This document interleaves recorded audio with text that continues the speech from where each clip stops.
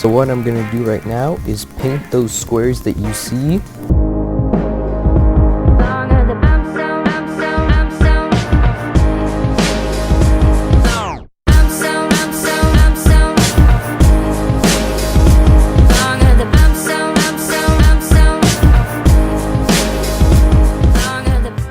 Now what I'm doing is putting a clear coat on it, so that way it will be nice and smooth.